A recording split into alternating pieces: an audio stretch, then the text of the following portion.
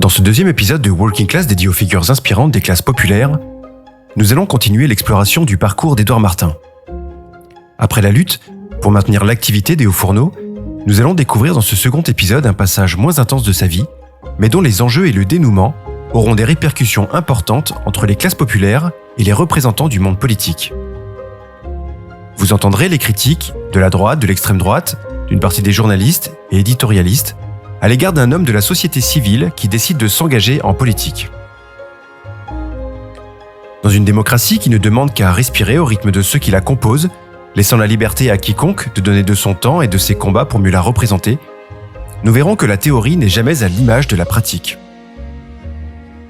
Pour Édouard Martin, c'est sa légitimité en tant que membre issu de la classe ouvrière qui lui sera reprochée, et de faux procès lui seront faits comme celui d'un intérêt personnel caché, procès qui n'est jamais fait, ou presque, aux classes moyennes et supérieures.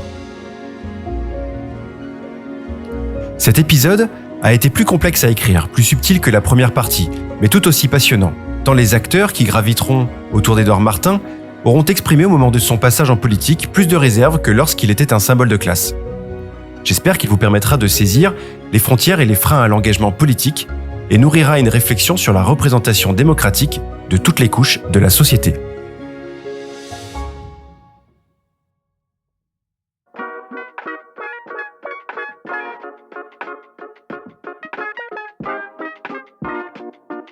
Je veux aussi vous dire combien je suis fier que ce soit le Parti Socialiste qui demande à un ouvrier d'être tête de liste sur une liste européenne. Je comprends qu'il ait envie de faire de la politique, mais enfin, le passage du syndicalisme à la politique se fait pas dans un climat de grande sincérité. Là, j'ai affaire à des militants politiques. J'ai plutôt l'habitude de m'adresser à des ouvriers, à des militants syndicaux. Pourquoi finalement serait-il moins légitime que les vrais professionnels de la politique qui ne font que cela ? La vraie question qu'il faut se poser, c'est est-ce que c'est Édouard Martin qui va changer le Parti Socialiste ou le Parti Socialiste a déjà changé Édouard Martin ?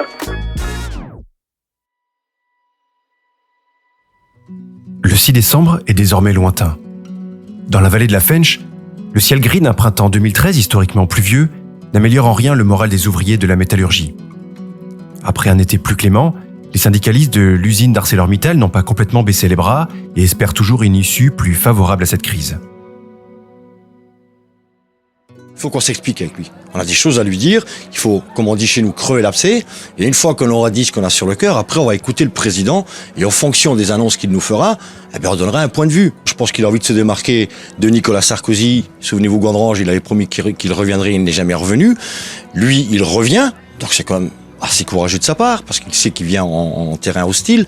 Mais si en plus, par-dessus le marché, il vient avec quelque chose qui peut nous aider effectivement à mieux envisager l'avenir, voilà, ça peut être aussi positif pour lui. Oui, ça, je pense que tout ça, il doit l'avoir aussi quelque part dans son esprit. Mais à bas bruit, la campagne des européennes de juin prochain commence à se faire entendre et les médias scrutent chaque mouvement de l'exécutif.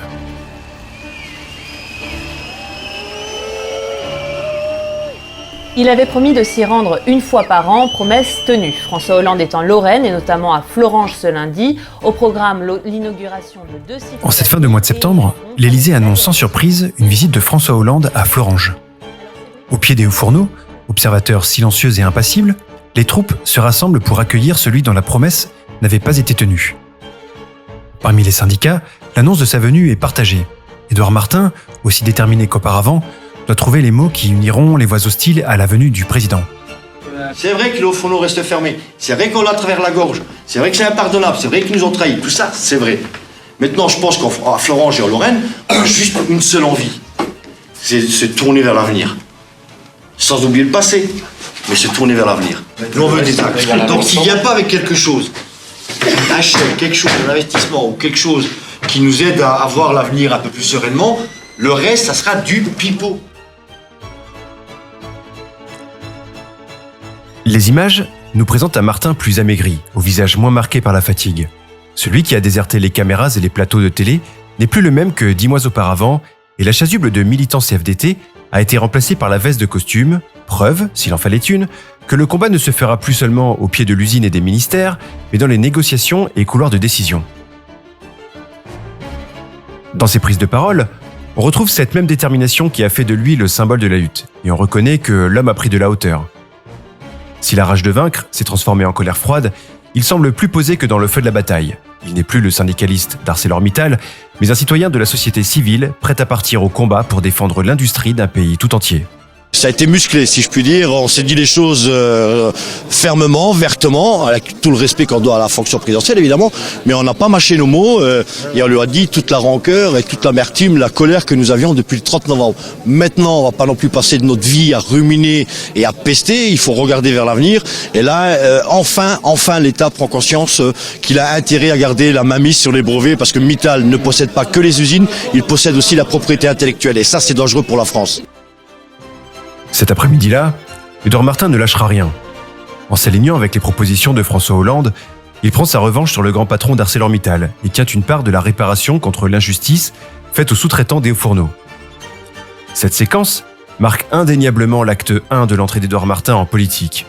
Il démontre une détermination implacable et une pugnacité qui ne faiblit pas.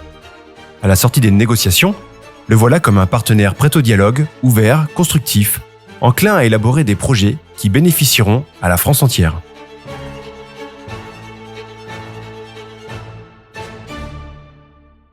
Parler de l'élection européenne avec ce sondage CSA, BFM. Mais les élections européennes approchent, et avec elles, leur lot de mécontentement.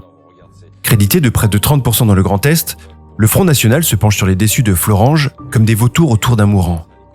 Pour Édouard Martin, cette menace est un danger pour la démocratie et la liberté. La réalité, c'est que le pouvoir politique a abandonné ses ouvriers. Il a abandonné d'ailleurs toute idée d'État stratège, c'est-à-dire d'État qui intervient pour défendre les intérêts stratégiques de la France. Les luttes auront fracturé une partie de la population et le parti de Marine Le Pen promet à qui veut l'entendre un avenir qui ne tiendra pas.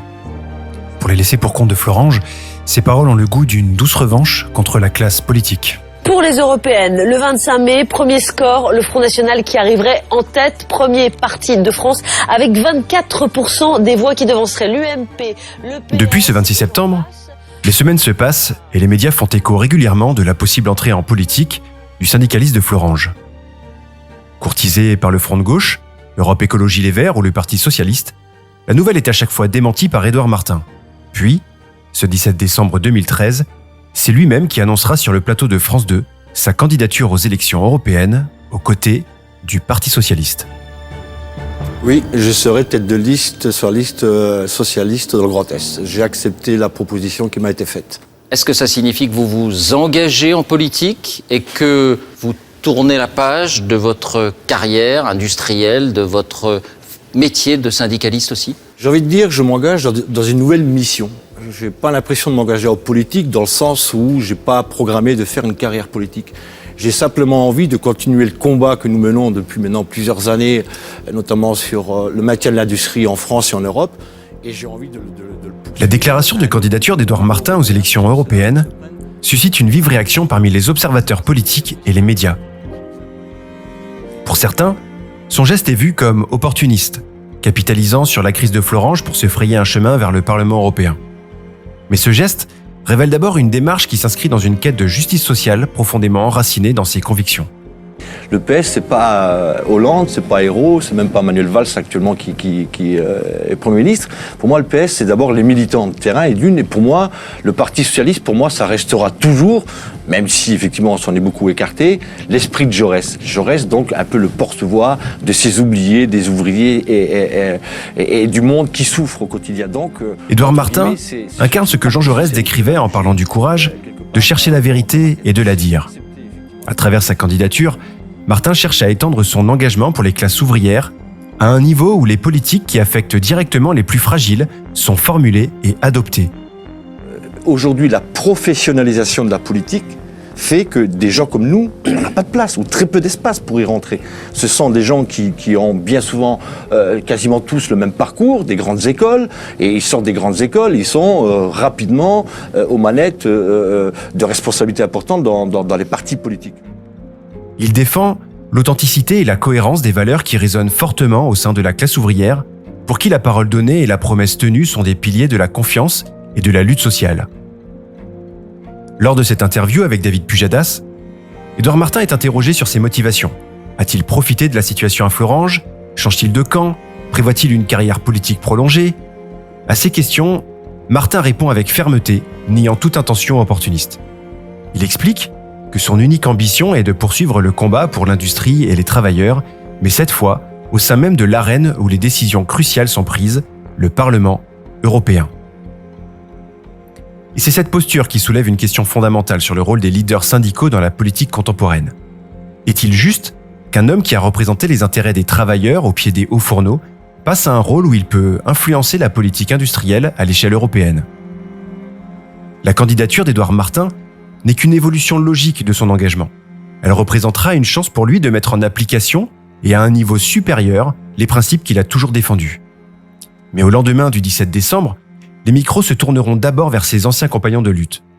Car la question est de savoir s'ils partagent et soutiennent la transition d'un militant de terrain à celui d'un législateur européen. C'est un choix personnel que je respecte. Et je pense que de toute manière, pour continuer le combat, parce que le combat a été mené, d'un point de vue syndical, il faut passer à la partie politique et donc il faut être à l'intérieur. Je pense qu'il a fait le bon choix. C'est quelqu'un qui a du charisme, je pense qu'il saura nous défendre. Il a raison, il profite d'une opportunité, je pense qu'il a le charisme pour ça. Après, je pense que personne nous a mieux défendu que lui, qu'il a raison de saisir les opportunités, quoi. Maintenant, d'avoir un ouvrier en politique, c'est quelque chose qui est peut-être positif quand même. Du côté de la classe politique et de certains médias, l'idée de voir un ouvrier prendre place sur la scène politique détonne. Certains voient cela comme un affront à l'establishment politique, d'autres comme un signe d'une société qui évolue. Des figures comme Henri Guénaud, Florian Philippot et Nadine Morano critiqueront la décision d'Édouard Martin, mettant en doute sa capacité à s'intégrer dans le monde politique traditionnel. Ces réactions reflètent le malaise d'une partie de la classe politique face à l'arrivée d'une voix qui représente directement celle des travailleurs. Il a soutenu la campagne de M. Hollande en disant ça va être le sauveur. M. Hollande n'a rien sauvé du tout, a lâché en race campagne les ouvriers de flanc, à tort ou à raison, mais enfin, c'est ce qui s'est passé. Et maintenant, ce monsieur vient se mettre en tête de liste du Parti Socialiste pour les Européennes. Il y a quand même, moralement, là aussi, quelque chose d'un peu choquant. La valse des critiques de la droite commencera avec le Premier ministre de l'époque de Nicolas Sarkozy, Jean-Pierre Raffarin. Donc il y en a au moins un recasé là, c'est quand même quelque chose d'assez spectaculaire. Donc le type est de qualité et que je comprends qu'il ait envie de faire de la politique, mais enfin le passage du syndicalisme à la politique se fait pas en général dans un climat de grande sincérité. La droite utilisera l'argument fallacieux d'agent double de la gauche, comme s'il était impossible pour un ancien ouvrier, syndicaliste de surcroît, de prétendre légitimement au poste de député. Vous savez, il a fait campagne pour François Hollande. C'était un agent du Parti Socialiste plus que de la CFDT qui était caché derrière son casque. Aujourd'hui, maintenant, il le fait très ouvertement. Maintenant, le conservatisme de la droite est la réaffirmation d'une société divisée en ordres, où règnent encore des castes sociales avec un tiers-état relégué au travail manuel, au service d'une noblesse éclairée et destinée à diriger. Mais on n'a pas le droit de venir de la société civile et faire de la politique. J'ai bien compris, en fait. C'est le mode d'élection. Non, mais attendez, c'est le mode d'élection le problème. Il faut être un professionnel politique. Non, exactement. Pourquoi lui qui est syndicaliste et vous êtes chef d'entreprise ne pourrait pas se présenter aux élections? À ce moment-là, qui se présente. C'est réservé à une caste. Qui se présente à un scrutin. De son côté, Florian Philippot, candidat frontiste, utilisera l'argument faux que le passage d'Édouard Martin en politique est une trahison faite aux ouvriers, comme si, pour que l'ordre soit respecté, il aurait fallu qu'il reste à sa place. Philippot, se targuant de défendre la classe ouvrière, réaffirme son attachement à cet ordre social qui précède la démocratie. Pour lui, les ouvriers sont un moyen de maintenir au pouvoir une classe sociale favorisée, sans pour autant chercher à la défendre au niveau politique. Martin a consciencieusement trahi les intérêts de ses propres amis ouvriers. Il a consciencieusement trahi la cause qu'il avait défendue pendant des mois, et maintenant on sait pourquoi. La raison, c'était cette place sur une liste, en tête de liste aux élections européennes pour le Parti Socialiste. À micro interposé, Édouard Martin répliquera à Florian Philippot concernant les accusations de trahison, portées non pas par un groupe de syndicalistes, comme il le dit, mais par un seul représentant syndical. Ces éléments de langage, produits par le Front National, seront d'ailleurs repris par une partie de la droite et des médias pendant toute la campagne. Qui a utilisé ce mot-là? Ça a été mon adversaire syndical. Une personne qui a utilisé ce mot-là. Après, maintenant, revenons, ça c'est la forme. Maintenant, revenons sur le fond. En quoi j'ai trahi le combat que j'ai mené? J'ai été là du début jusqu'à la fin du combat, du premier jour au dernier. J'étais le dernier à quitter le piquet de grève. Du côté des médias, cette candidature sera scrutée avec un regard critique et avec un étonnement retentissant. Édouard Martin, on y revient, c'est décidément Mais oui, parce que la star en ce moment. quasi-totalité des éditorialistes a son mot à dire ce matin sur le cas Édouard Martin. Tout le monde commente l'interview du Monde. Toujours au lendemain du 17 décembre, on lira dans la presse papier ou à l'écoute des reportages radio que l'entrée d'un ouvrier dans l'arène politique est une anomalie. Dans les studios dont refait Le Monde de Marc-Olivier Fogiel, Xavier Couture délégitimera la candidature d'Édouard Martin en séquence de politique spectacle, comme si l'engagement d'un ouvrier était plus proche du sensationnel que du sérieux.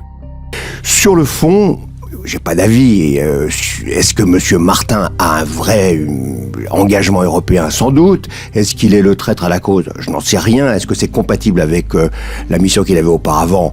Ça paraît effectivement un peu douteux pour ses anciens camarades de classe, j'imagine, de lutte des classes en tout cas. Et pour finir, je dirais qu'on est quand même vraiment dans la politique spectacle, au pire de la politique spectacle, c'est-à-dire qu'on va chercher une belle gueule, qu'on fait un peu de télé-réalité avec un garçon qui probablement s'était laissé aller à dire oui à une proposition qui va... Cette anomalie, qui n'en est pas une, est d'ailleurs nuancée par le politologue Alain Duhamel.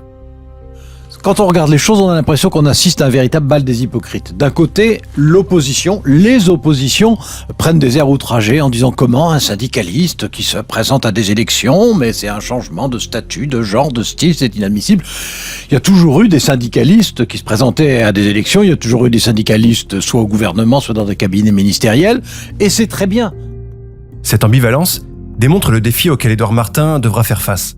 Convaincre non seulement ses partisans, mais aussi une élite politique et médiatique plus habituée à des profils traditionnels, diplômés, énarques, au parcours fléché et sans accroc. C'est qu'effectivement, un ouvrier qui se lance en politique, c'est quelqu'un qui va à la soupe. Donc, derrière ce discours-là, j'entends bien ce qu'il veut dire. C'est que pour lui, comme pour beaucoup d'autres, la politique doit être réservée uniquement à une caste, à laquelle il appartient d'ailleurs. Mais nous les ouvriers, il faut qu'on continue à être infantilisés et il faut qu'on décide pour nous. Eh bien, écoutez, ce moment-là est terminé. Nous, les ouvriers, on a décidé de prendre notre destin en main et on laissera personne décider à notre place.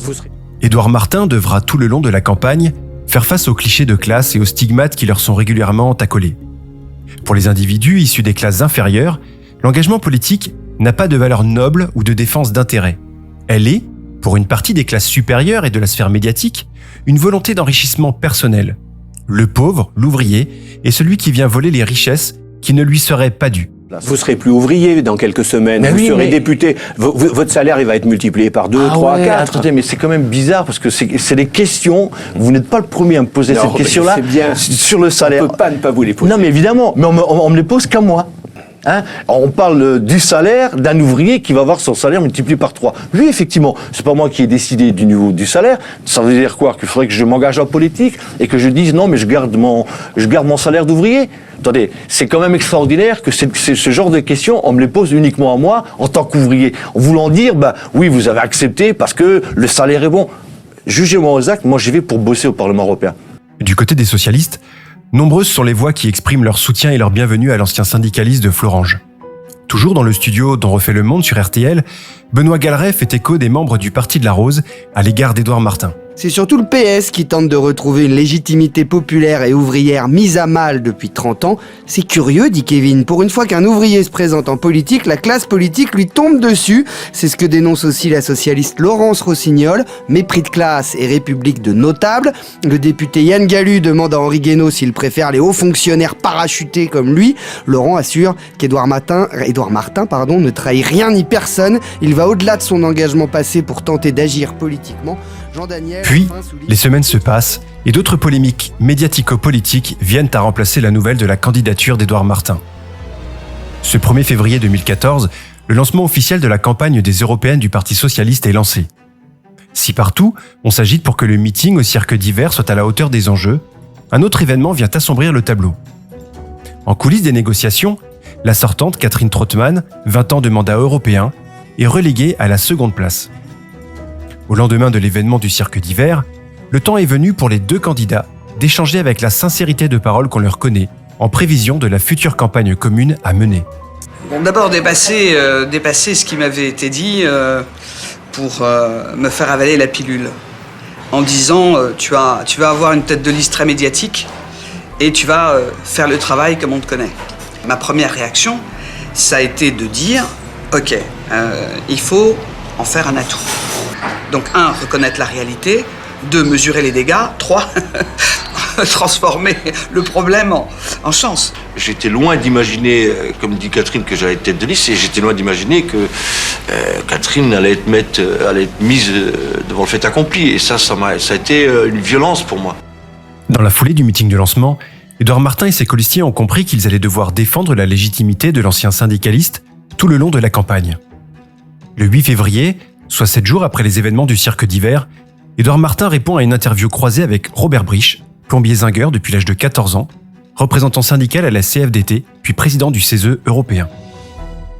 J'étais scandalisé sur tous ceux qui ont discuté de sa légitimité. On quitte sa responsabilité syndicale pour faire de la politique, on trahit. C'est quoi ça? Parce que certains, effectivement, de mes détracteurs, dans les propos qu'ils ont tenus, c'est y compris, ils ont essayé de mettre en cause ma légitimité à être candidat. Je ne vais pas me justifier en permanence. Je suis un homme libre, dans un pays libre, et il est de ma liberté, comme pour n'importe quel citoyen, à un moment donné dans votre vie, de dire voilà, j'ai été ouvrier pendant 32 ans, j'étais syndicaliste. Les semaines de campagne se suivent, et les rencontres à la sortie des écoles, des universités, les mains serrées sur les marchés et les interviews du candidat confrontent Édouard Martin à la réalité abrupte du monde politique. Fatigué, oui, physiquement, moralement, parfois, et des fois, je l'avoue. Des fois, je me dis, mais qu'est-ce que j'étais foutre là-dedans, quoi. Parce qu'il y a la dureté de la campagne, mais j'ai envie de dire, ça c'est même un côté plaisant, on oublie même la fatigue. Mais après, je rentre dans un monde qui n'est pas le mien, et je rentre dans un monde où on ne m'attend pas. Et je rentre surtout dans un monde où, au contraire, on m'attend avec tous les fusils pointés sur moi, et je n'aurai pas le droit à l'erreur. Je le sais ça. Mais comme nous sommes opiniâtres, et comme on lâche rien, on va leur montrer qu'on peut être un ouvrier qui n'a pas forcément des grandes études derrière lui, mais qui a envie simplement de bien faire, et ça s'appelle du bon sens. À quelques jours du scrutin, les équipes de campagne organisent un grand meeting à Metz. Avant d'introduire le nouvel entrée en politique, Catherine Trottmann fait le job, comme il est coutume de dire au Parti socialiste. En montant à la tribune, la candidate numéro 2 de la liste Grand Est défendra avec ardeur et la pugnacité qu'on lui connaît la présence d'un ouvrier sur une liste aux européennes. Ce que j'ai entendu dans cette campagne, les questions qu'on m'a posées, chers amis, mesdames et messieurs, étaient à certains égards honteuses. Comment un syndicaliste ne pourrait-il pas devenir parlementaire européen? Je vais vous le dire. Dans d'autres pays, il y en a pas mal. Pourquoi est-ce que c'est si difficile chez nous? Pourquoi est-ce que ce serait scandaleux de voir quelqu'un qui vient du monde ouvrier devenir parlementaire pour continuer son combat, pour porter les attentes des ouvriers et pour faire en sorte que ceux qui se sentent aujourd'hui méprisés, eh bien, ces gens-là n'auraient pas le droit à être représentés. Cette première grande tribune pour Édouard Martin sera l'occasion de revenir sur les événements passés, de n'oublier ni l'objet du combat, ni ceux pour qui il a choisi de relever le drapeau. Mais en ce 13 mai, c'est par fidélité à son histoire, son parcours et à ses origines qu'il choisit de dédier cet événement. Évidemment, ce meeting-là, c'est pas uniquement le meeting des têtes de liste et des candidats aux européennes. C'est d'abord, avant tout, votre meeting. Mais si vous le permettez, je voudrais le dédier à une personne qui me manque beaucoup aujourd'hui. C'est à mon père. L'histoire réserve parfois de dramatiques ironies. Au moment où Édouard Martin franchit les frontières de sa classe sociale pour entrer dans un monde qui n'est pas le sien, le fils d'immigrés espagnols devenu ouvrier voit son père disparaître quelques jours plus tôt. À cet instant, le combat de Martin représente le parcours d'un gamin réfugié de la dictature franquiste, arrivé en France 40 ans plus tôt et qui ne parlait pas un mot de français. Dans quelques jours, il entrera au Parlement européen pour continuer de défendre ce pourquoi son père a toujours travaillé, l'industrie et le devenir de toute une classe sociale. Dans le combat de Florange, la question qui était posée, parce que notre combat, c'était pas simplement un combat pour défendre une usine ou des emplois, même si effectivement ça a été le facteur déterminant, la vraie question de fond, le sens de notre combat, c'était de dire, ou en tout cas de poser la question suivante, est-il normal que les intérêts d'une multinationale l'emportent sur l'intérêt d'un pays? J'ai encore cette force de croire qu'il y a et qu'il y aura encore des femmes et des hommes qui, comme au lendemain de la guerre, parce que nous sommes en guerre économique, disent plus jamais ça, et vous en êtes. Il faut qu'on dise plus jamais ça. L'Europe a les moyens.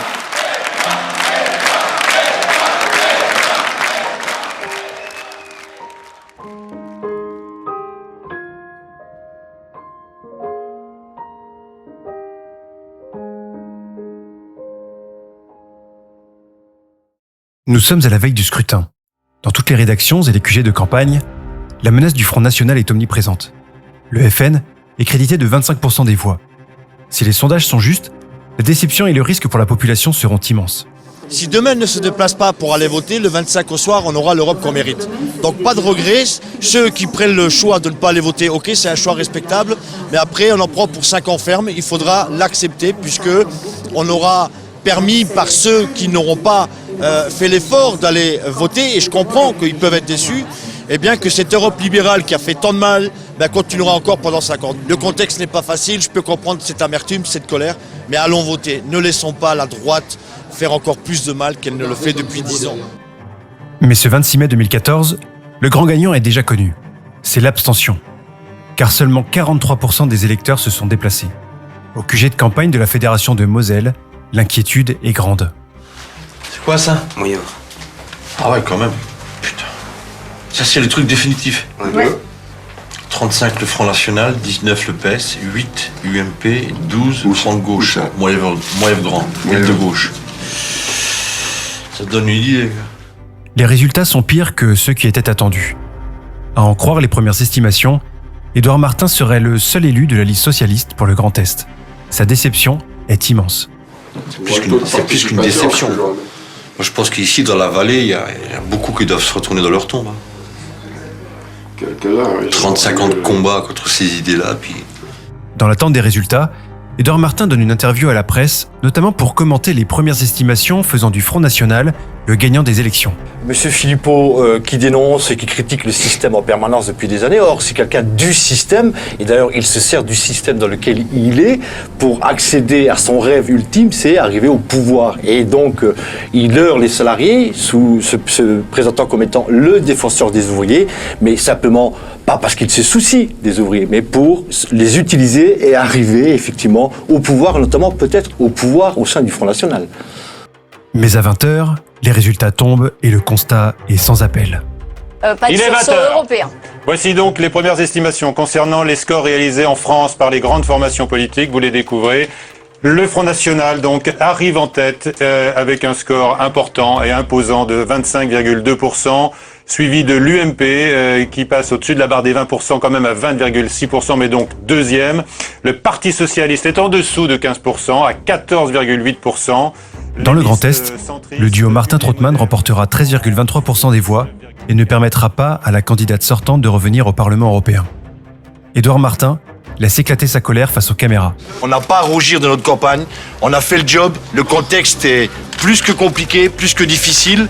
J'ai bien peur que les idées frontistes, les idées nationalistes s'ancrent de manière assez radicale dans la tête des citoyens. Et donc là maintenant, je pense que les grands partis politiques de ce pays doivent s'interroger aussi comment faire de la politique autrement. Les mots, ça suffit, il nous faut des actes. Et moi, j'y vais déterminé comme jamais à poser des actes.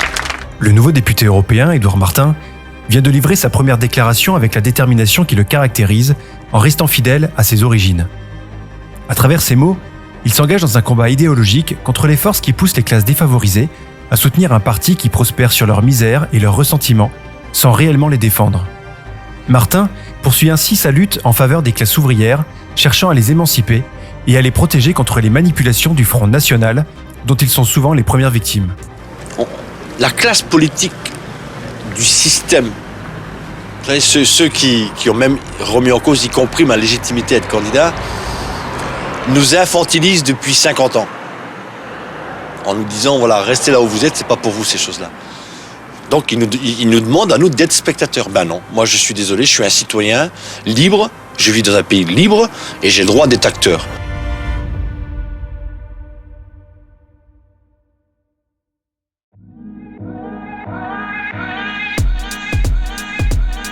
Ici ici en Lorraine, on a l'habitude d'avoir la tête dans les étoiles et les pieds sur terre. Je garderai les pieds sur terre. Mais je veux aussi garder la tête dans les étoiles. Parce que des fois, certains me traitent d'utopiste. Eh ben oui, je le revendique. Parce que c'est la part de rêve qui nous fait avancer. C'est avec ces mots que j'avais envie de clore cette deuxième partie sur Édouard Martin. C'est un épisode qui m'a demandé beaucoup plus de travail que le premier, comme vous avez pu le constater. Il a demandé plus de temps à être produit, réalisé et monté également. Ça demande beaucoup d'heures de visionnage, de lecture, etc. Mais je suis très très heureux d'avoir pu réaliser ces épisodes sur Édouard Martin, car à titre personnel, c'est quelqu'un qui m'a beaucoup inspiré et dont j'ai beaucoup appris. Son parcours, du sol des usines de la vallée de la Fensch aux allées du Parlement européen, nous rappelle que les origines ne détermineront d'ailleurs jamais notre destin, et qu'elles peuvent forger un engagement profond pour la justice et l'équité. Merci de nous avoir accompagnés dans cette exploration. N'oubliez pas de vous abonner pour ne manquer aucun épisode, où nous continuerons à découvrir les histoires de celles et ceux qui façonnent notre monde de leurs mains et de leur cœur. Vous pouvez bien entendu partager ce podcast, n'hésitez pas également à y mettre des pouces, des étoiles, des points levés, etc. et de me dire en commentaire ce que vous en avez pensé. Je vous dis à très bientôt pour un nouveau chapitre inspirant. Salut!